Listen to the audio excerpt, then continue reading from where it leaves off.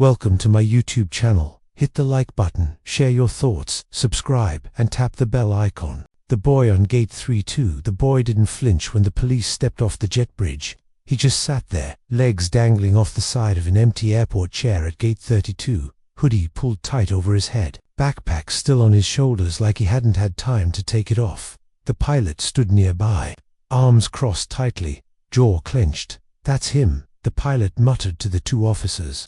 "He followed me off the flight. Unaccompanied minor, could be a threat." One of the officers, tall with a military haircut, rested a hand near his holster. His partner scanned the area but said nothing. People nearby started glancing up from their phones. A woman pulled her daughter closer. A businessman shifted uncomfortably but didn't move. A few began quietly filming. The boy's voice came out small but clear. "I wasn't following anyone. I was looking for my dad." The taller officer took a few steps closer, crouching slightly so he was eye level with the boy. "What's your name?" "Son Emery," he said. "Emery James." "And what's your father's name?" "Arthur James," Emery said. "He works at the airport," the pilot scoffed. "That's what he told me, too." But something was off. He got off the flight from DC and just lingered. Wouldn't say where his parents were. Said he was alone. He'd been acting suspicious. "I wasn't acting anything," Emery said, his voice cracking. "I got off early, and my dad wasn't at the gate yet, that's all."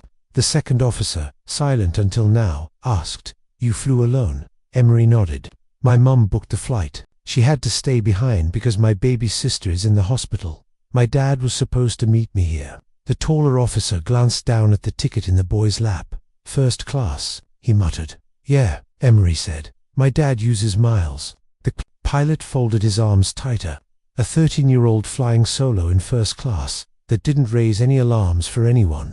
"I have ID," Emery offered, starting to dig into his bag, hands slightly shaking. Then a crackle burst through the officers. "Radio, we've got a man approaching gate 32. Black male, mid-40s, suit and ID badge, visible. Very assertive. Says he's FAA deputy administrator. Claims his son was supposed to arrive on flight 721. The pilot's face lost its color. Deputy administrator. Seconds later, footsteps echoed through the terminal. Every head turned. The man who appeared was tall, confident, and very angry, not the yelling kind, but the kind that silences a room without raising his voice. He wore a navy blue suit, gold tie, and an FAA badge on a lanyard. His eyes were locked on Emery, and then on the police officers beside him. "Is there a reason?" the man asked calmly but coldly. "Why my son is sitting here, surrounded by law enforcement officers?" No one spoke. "Is he in danger? Did he do something illegal?" The officer backed up a step. "No, sir. We were responding to a concern from the pilot." The man's gaze snapped to the pilot. "What exactly was your concern?" he asked. The pilot opened his mouth, but no sound came out. The man didn't wait. He crouched beside Emery and looked him over. "Are you okay?" he asked softly. Emery nodded slowly, but his lip trembled. The man stood again, now facing the pilot. "Your name?" The pilot stammered. Captain Ellis." "Well, Captain Ellis," the man said, pulling his phone from his pocket and tapping the screen. "You just activated a federal civil rights investigation. I'd suggest you speak with legal counsel before saying anything else." "Look," the pilot tried. "I didn't know he was your son, but you knew he was black, and that was enough to involve armed officers." The pilot took a step back, his lips parted, but he had no defense. The FAA official turned back to the officers. "Badge numbers, please." Both officers complied, scribbling them onto the back of an airport flyer. Around them, dozens of passengers were recording. Now, some openly, some subtly. The moment had gone viral before it had even ended. As the man wrapped an arm around his son's shoulders, Emery whispered, "I didn't do anything wrong, Dad." The father's face softened. "I know," he said. "You don't have to prove yourself to anyone. Ever." And just like that, the energy shifted. People clapped quietly. The officers stepped away. The pilot stood there, red-faced and exposed. But as the man turned to leave with his son, he glanced back. Their eyes met, and in that brief look, something passed between them. Recognition. Memory. The pilot's face twitched. Because Captain Ellis did know who Emery was. Not because he saw a threat, but because once, many years ago, he'd tried to destroy the boy's father. And what no one knew, not Emery, not the officers, not even the FAA, was that Ellis had kept a secret buried for over 24 years, a secret tied to Arthur James. And now, that secret was cracking open. The letter he was never supposed to see. Captain Ellis sat alone in the airport crew lounge, shoulders hunched over a plastic cup of stale coffee. His pilot wings sat crooked on his uniform shirt, and his flight bag leaned half-sipped beside his chair. He didn't see the others watching him, a few flight attendants whispering near the vending machines, another pilot raising an eyebrow before walking out. He was sweating, and not because of the lights. The boy, Emery James. He hadn't heard that name in over 2 decades, not since the day Arthur James had nearly ended his career. But now, the boy had resurfaced. His son. He hadn't meant to react so strongly. He didn't expect to feel that much rage the moment he saw the kid. Same eyes, same quiet fire Arthur used to carry around like a lit match. It was like time had folded in on itself. Ellis shut his eyes, but the memory came anyway. 1999. Ellis had been a rising star, then youngest pilot in his regional fleet, on track for a cushy promotion into commercial captaining. The skies were wide open until Arthur arrived. Arthur James had come in not as a pilot, but as a field investigator for the FAA, confident, sharp, and dangerous. At least 2 men like Ellis, who had plenty to hide. It had started with a routine inspection. Arthur had found discrepancies in flight logs. Ellis and a few others had been logging extra flight hours they didn't fly, cashing in bonuses and perks. A quiet hustle. Harmless, Ellis thought, until Arthur filed a formal report. "I'm just doing my job," Arthur had said, when Ellis cornered him in the hangar. "No," Ellis snapped. "You're trying to take mine." He wasn't wrong. The investigation nearly grounded Ellis for good. His license was on the line. If Arthur's findings had made it further up, Ellis would have been blacklisted, but somehow, it stopped. Someone up top made the report disappear. Arthur was quietly moved to a different division. Ellis got promoted, and for 24 years, they never crossed paths again, until today. Arthur stood in the back seat of the airport limo, one hand resting on Emery's shoulder. The boy hadn't said much since they left the gate. He was curled up near the window, watching the tarmac blur by. "You okay?" Arthur asked, voice low. Emery shrugged. "I didn't do anything, Dad. I know, I was just sitting there." Arthur nodded. "People like that pilot. They see what they want to see, not who you are." Emery's lip curled. "He looked at me like I was some kind of criminal." Arthur didn't respond right away. He didn't want to admit how many times he'd been looked at that way. Or worse, how many times men like Ellis had gotten away with it. When they got home, Arthur set Emery's bag down and pulled off his tie. "You want food?" "I'm not hungry." "You want to talk about it?" "No." Arthur paused. "You're brave, you know." Emery didn't look at him. "I'm tired of being brave." Arthur almost said, "Me too." But he held it in. Instead, he went to the study and opened the locked drawer in his desk. Inside was a thin folder, yellowed edges curled from age. The FAA report Ellis thought had vanished. Arthur had kept a copy. Everything was still there. False logs, duplicate vouchers, even a quietly filed HR complaint about Ellis threatening another junior pilot. But the most damning piece wasn't in the report. It was in a letter Arthur had never shown anyone. He pulled it out now, hands shaking. It was from Captain Ellis, dated weeks after the investigation had begun. "Arthur, you think you're some kind of hero, but you have no idea how the system works. You're not going to win. No matter how clean your file is, you don't belong here. Guys like me will always fly. Guys like you will enjoy your desk job. That's as far as you'll ever get." Ellis Arthur had found the letter in his locker, slipped inside an envelope with no return name, but he'd recognized the handwriting.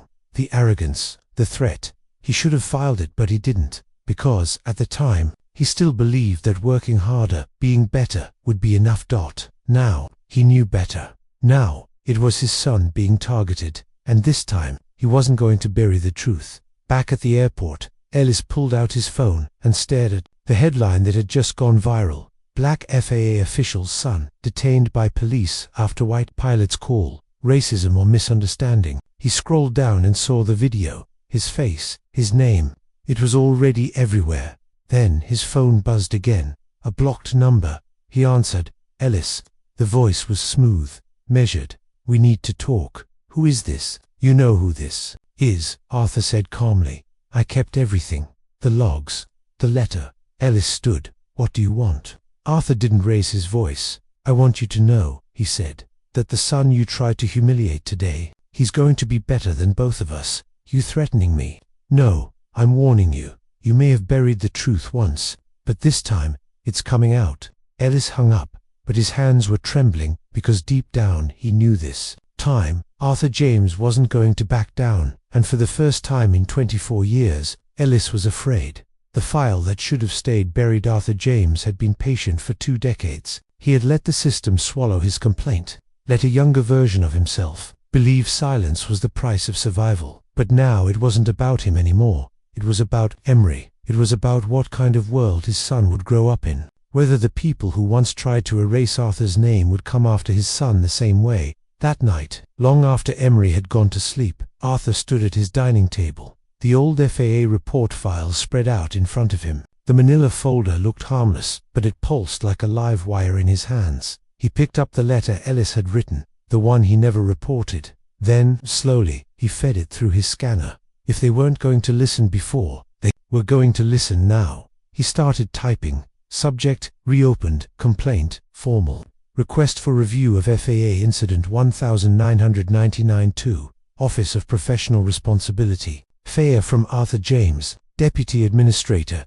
In light of a recent incident involving a racially motivated false report made against my son by Captain Ellis of East Coast, Flight 721, I am submitting a request to formally reopen a buried investigation from 1999. Attached you will find the original falsified flight records, threat documentation, and the letter that was used to intimidate me into silence. I am no longer interested in protecting a system that protects men like Ellis. I expect a response. Fast. He hit send, then he sat back in his chair and stared at the screen, and for the first time in years, he felt something shift, not relief, but readiness. The next morning, Emery found his father sipping coffee, eyes heavy but focused. Dad. Arthur looked up. Morning, Em. Can I stay home today? Arthur nodded. Can I already emailed your school? Emery hesitated at the doorway. They posted the video. Arthur said nothing. People at school are talking about it. Emery added quietly. Some are saying the pilot was right to be suspicious. That I looked, threatening. Arthur's eyes closed. And what do you think? I think I looked like a kid waiting for his dad. Arthur stood up, crossed the room, and placed both hands on Emery's shoulders. You're not crazy, you're not wrong, and you did nothing to deserve what happened. But you know what happens when the truth makes people uncomfortable. Emery shook his head. They call it a lie. Emery's throat tightened. So what do we do? Arthur smiled faintly. We make them hear us anyway. By noon, Arthur had received a response from the FAA. We are initiating an internal ethics review. Please prepare to submit yourself for questioning. He wasn't surprised. They would try to discredit him, paint him as unstable, too emotional, too invested. A father blinded by rage. They didn't understand that he'd expected this. He wanted the fire. Meanwhile, miles away, Ellis was doing his own damage control. His inbox was overflowing. His airline had placed him on administrative leave pending investigation. The union rep hadn't called him back. And now news outlets were picking up the FAA's internal review request. Worse, someone had leaked the original 1999 case. Number 2, a journalist. It was trending on Twitter. Hashtag reopen flight 721. Ellis slammed his laptop shut. That's when the envelope appeared. No name, no return address. Just dropped off at his doorstep sometime between 2 and 3 p.m. While he was inside drowning in fear, he opened it with a steak knife. Inside was a single sheet of paper. Typed plain. We know what you did. Ellis staggered back. Who had sent it? Arthur. Number. This felt colder, faceless, and if it wasn't Arthur, it meant someone else had been watching this entire time. That evening, Emery sat in his room, scrolling through his phone. He didn't want to look, but he couldn't stop. The video of him at the airport had been reposted nearly 400,000 times. The comments were a war zone, some supporting him, others tearing him down. He locked the screen and threw the phone under his pillow. Then a soft ding. Email. He checked it. A message from a sender he didn't recognize. Subject. They're not just after your dad. Message. Be careful. You're not safe either. Anonymous. Attached was a blurry photo. At first, Emery couldn't make it out. But then he saw it. A screenshot. of him at the airport, taken before the incident. Someone had been watching. He called out, "Dad." Arthur appeared in the doorway within seconds. "What is it?" Emery handed over the phone. Arthur's jaw tensed as he scrolled. "Do you think this is from Ellis?" Emery asked. Arthur shook his head. "Ellis doesn't have the guts for this." "Then who?"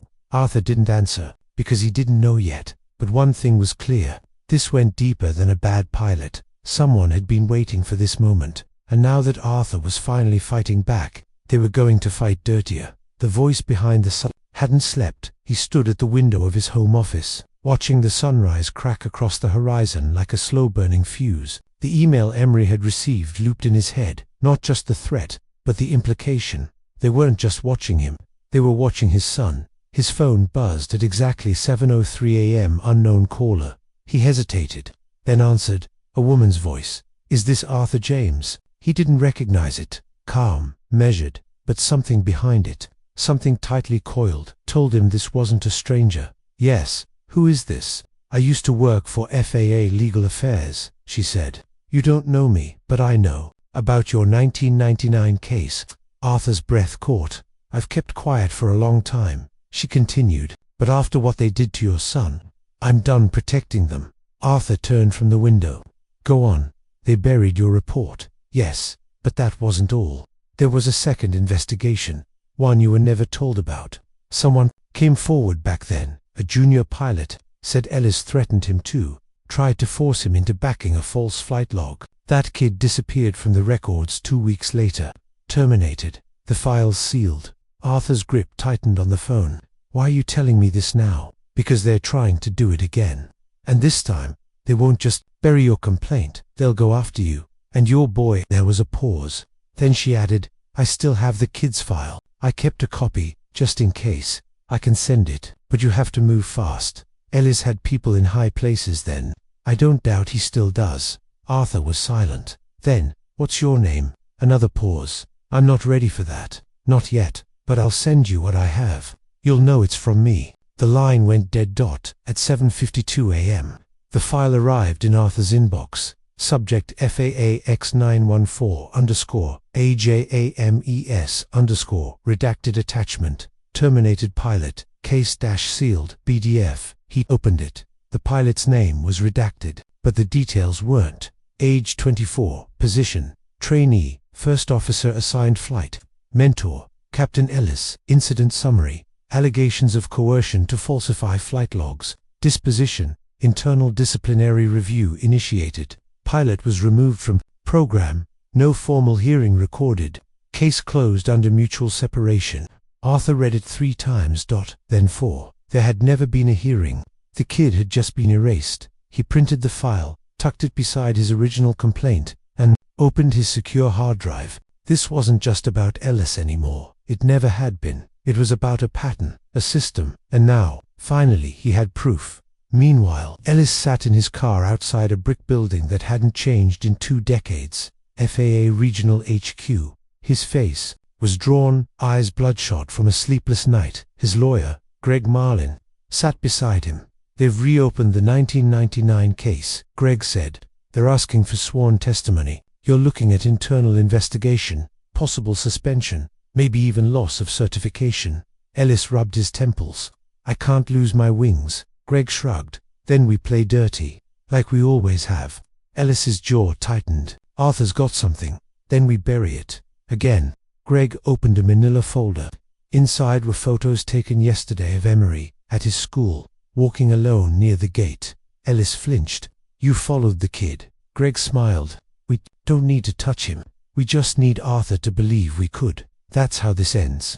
Ellis didn't answer, because a part of him, the last good part, wasn't sure if he could go that far. But it was already too late. The machine was moving. That night, Emery sat at the kitchen table, staring at the printed file his father had left out. He skimmed the lines, eyes pausing at one sentence. Subject was observed entering the hangar visibly distressed following a reported confrontation with Captain Ellis. Emotional behavior cited as lack of professionalism. Emery shook his head. "So he got kicked out for being scared." Arthur nodded. "They called him unstable. Then they deleted him." Emery leaned back. "And they'd do it to you too, wouldn't they?" Arthur looked at his son. The kid's face wasn't soft anymore. Not afraid, wired, watchful, awake. They might try, Arthur said, but we won't let them. There was a knock at the door. Arthur's body, TENSED. It was 10:14 p.m. Too late for a delivery. Too late for neighbors. He motioned for Emery to step back. He opened the door. Slowly, an envelope on the porch. Nothing else. He picked it up. Inside was a single photo, grainy, black and white. A man, face bloodied, seated in what looked like an interrogation room. On the back, scribbled in pen, "The boy wasn't the only one. You were never supposed to see this." Arthur's stomach dropped. It wasn't just Ellis. This was bigger than one corrupt pilot. This was a network, and someone, maybe the woman on the phone, maybe someone else, was trying to help him bring it all crashing down. The betrayal that wore a badge. The press conference was supposed to be boring, just another procedural update on FAA reforms. But the second Arthur James stepped onto the podium, every camera lens adjusted like it smelled blood. He scanned the room, reporters, microphones, and officials seated in stiff rows. But something was off. A tall man stood in the back corner, sunglasses indoors, arms folded, watching, not reporting. Arthur swallowed hard. He knew fear. But now, fear had a new name: calculated silence. 10 minutes earlier, Emery sat across the street in a cafe, watching his dad live streamed on a tablet, earbuds in. Rebuilding public trust isn't just policy, it's people, Arthur was saying. We've lost too many good ones. We've let some bad ones fly unchecked. Emery looked up as someone slid into the seat across from him, a young woman in an FAA blazer, name tag, Monica Dale. He'd seen her at the airport once. She was polite, kind, even offered him a bottle of water during the wait. "Your dad's brave," she said softly, nodding to the screen. "Yeah," Emery replied cautiously. "I was in the office when you reopened the Ellis case," she said. "Everyone's scared. He's naming ghosts we buried a long time ago." Emery frowned. "Are you scared?" She hesitated, then smiled. "Not of the truth." Then she reached into her coat and handed him a flash drive. "Give this to your dad, quietly. No one knows I'm here." "What is it?" "Proof," she whispered. "And betrayal." Before he could ask more, she stood and walked away fast. Emery turned back to the screen. On stage, Arthur was finishing. "And that's why I've submitted a formal petition for an independent federal inquiry into FAA pilot oversight protocols, starting with the Ellis files, starting with what they erased." The room erupted. Flashes, shouts, 1,000 questions. But Arthur ignored them, because he could feel it. In the air, in his chest, something had cracked. Something big, and someone was going to make him pay for it. That night, Arthur and Emery sat at the kitchen table, the flash drive plugged into Arthur's laptop. At first, there were memos, flight logs, internal messages from senior FAA officials to Ellis, urging him to delay audit responses, scrub logs, and minimize noise. Then a folder labeled Project Deep Lock. Inside, photos, names, pilots who had been flagged, then quietly reassigned or retired. Arthur scrolled until he stopped. Photo #14.A, man with a broken nose, blood staining his uniform collar. The same man from the black and white photo left at their doorstep. And next to his name, status, missing. Arthur's hand shook as he closed the laptop. They had a system, he said. Ellis wasn't acting alone. Emery leaned back. Why would Monica risk everything to give this to us? Arthur didn't have an answer, but Emery did. "She's either on our side," he said slowly, "or she wants us to think she is." The next morning, a headline rocked the nation. Breaking: FAA whistleblower claims decades of internal cover-ups, names high-ranking officials, and, at the center of it all, a leaked video. It showed Ellis in a hangar berating a younger pilot, threatening him, cornering him. "I'll ground your future if you talk," Ellis said. "You fly when I say, or you never fly again." The voice in the background, Arthur start off, -camera. Intervening. The video was 22 years old, but it hit like a fresh wound. Ellis's name trended within minutes. Predator pilot, the man who flew over justice. How many did he silence? Ellis sat in his study, watching it all unfold. His phone was dead, his wife had left, and the front gate camera had just captured 2 federal agents pulling up. He didn't run, he poured himself a drink, because some part of him knew this was always going to end in fire. Back at the James house, Arthur sat on the porch while Emery flew a small drone around the backyard, a gift from Arthur. The first step toward flight school. I can't believe it, Emery said, eyes on the controls. It's really happening. People are listening. Arthur nodded. But it's not over. Suddenly, the drone glitched, spinning mid-air. Emery frowned. Weird. I didn't touch anything. The drone crashed into the fence. Arthur rushed to it, pulled it apart. There was a bug inside. Not a mechanical glitch. A surveillance bug. Real. Government-grade. They stared at each other. They're listening, Arthur said. But who? Emery asked. Arthur's eyes narrowed. There was only one way the bug could have been planted. Someone who had been inside. Someone they had trusted. He rushed to his laptop, pulled up Monica Dale's FAA profile. Access. Cleared Level 4. Division. Internal Oversight. Specialty. Data Monitoring and Surveillance. Arthur leaned back. She played us. Emery sat down slowly. So, was the drive a trap? No, Arthur said. The files are real, but giving it to us wasn't a favor. She wanted to see what we'd do with it. Emery whispered. Arthur nodded. And now she knows. That night, a car pulled up 2 blocks away. Monica sat in the back seat, speaking into a phone. Yes, they found the drone. Yes, they accessed the drive. Yes, Arthur took the bait. She paused, then smiled. No, he still doesn't know the truth. Click. The sky belongs to the brave. The air inside the FAA hearing room was stiff with tension. Arthur James sat straight-backed at the center table, fingers laced, papers neatly arranged, the folder with DEI Pollock files, just visible from the top. All around him, journalists whispered into microphones. Officers lined the exits. At the far end, Monica Dale adjusted her blazer and took her seat. She wasn't hiding anymore. Her face was calm, serene, dangerous. Emery watched from the gallery, fists tight in his lap. He still didn't know what stung more, that she'd betrayed them, or that, somehow, he'd believed she wouldn't. The lead investigator cleared his throat. We'll begin with testimony from former Deputy Administrator Arthur James. Arthur stood. He didn't glance at Monica. Not yet. I served this agency for 26 years. He began, and for most of it, I believed in what we stood for. Truth, safety, accountability. But what I've discovered in the past few weeks has broken that belief in two. He opened the folder, laid out the evidence, every photo, every memo, the deleted pilot complaints, the surveillance bug they found inside Emery's drone. And finally, the classified DHFI file with Ellis's original victim, now confirmed to have died under suspicious circumstances, 6 months after his firing. Gasps swept the room. The investigator leaned forward. You're alleging a coordinated cover-up involving active FAA officials. Arthur nodded. I'm not alleging. I'm proving. He turned. Met Monica's eyes, and the person at the heart of it now is sitting right there. Monica didn't flinch. She simply smiled, calm as ever. Then she stood. I'd like to respond, she said. Monica's voice was clear, almost too calm. There's no question that corruption existed here. Ellis is guilty. Others helped him. But I want it on record. I didn't plant that drone bug. Arthur laughed once, bitter. We found your signature code on the chip. I didn't say it wasn't mine, she replied. I said I didn't plant it. The room fell into uneasy silence. She continued, eyes on the panel. You all think this is a story of revenge, of punishment. But that's not what I was after. She turned, looking directly at Emery. I wanted him to learn how dangerous silence is. What happens when the powerful go unchecked? What happens when people like his father walk away from the fight too soon? Arthur's jaw tensed. What are you talking about? Monica's voice finally cracked just a little. My brother was the junior pilot.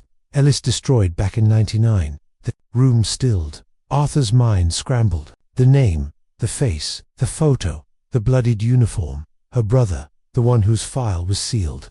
The one who disappeared. He wasn't weak, she said. He was 24. He trusted you to protect him. And when they shut you down, you let them. You went quiet. Arthur's chest tightened. I didn't know. You didn't try to know. She cut in. Now her voice broke fully, tears shining. He killed himself in 2003. I found his journals last year. He wrote about you, about how he believed you'd come back for him. But you didn't. You moved on. Emery sat frozen. Arthur's hands dropped. From the table I joined the FAA because I wanted to finish what my brother started. Monica said. I got close enough to gather what he couldn't. Then I gave it to you to test you. You tested me, Arthur asked, voice shaking. I had to know, Monica said, if you'd stay silent again, or fight. She stepped back, and this time, you chose to fight. The room was dead quiet. The panel took a recess. Outside, Arthur sat on a bench in the hallway, staring at the wall. Emery sat beside him. Dad, he said quietly, she was right. Arthur didn't respond. She was hurting, Emery added, and she still handed you the match to burn the whole thing down. Arthur nodded slowly. I failed her, brother. I won't fail her too. He looked at his son. You know what you did? Arthur asked softly. What? You stood your ground. You didn't run when the pressure came. You didn't back down. Emery looked away. I was scared the whole time. Then you're braver than I've ever been, Arthur whispered. Because bravery isn't the absence of fear. It's standing up in spite of it. He paused. The skies are finally clearing. Son, you ready to fly? 2 weeks later, Ellis was stripped of his credentials and placed under federal investigation. Several FAA officials resigned under pressure. Monica Dale submitted her resignation voluntarily. Arthur offered to help her get reinstated. She refused. I never wanted a career, she said. I wanted truth. But what will you do now? He asked. She smiled. Live. For my brother. Emery received a scholarship offer to the National Flight Academy. On the first day of class, he stood in his new uniform, looking out over the runway. His name badge read, Cadet Emery, James, son of a fighter, survivor of silence. He watched a jet take off, soaring against the blue, his fingers clenched into fists, not out of fear, but focus. Behind him, a group of cadets argued over airspeed physics. Ahead of him, open sky. He took a breath and whispered the words his dad had once told him. You don't run from turbulence. You fly straight through. And for the first time since the incident, Emery smiled. Final line for the reader. Sometimes, the system won't protect you. Sometimes, the people in power won't either. But when you stand your ground, when you speak truth in a room built on silence, you don't just survive the storm, you become the pilot of what comes next. The end.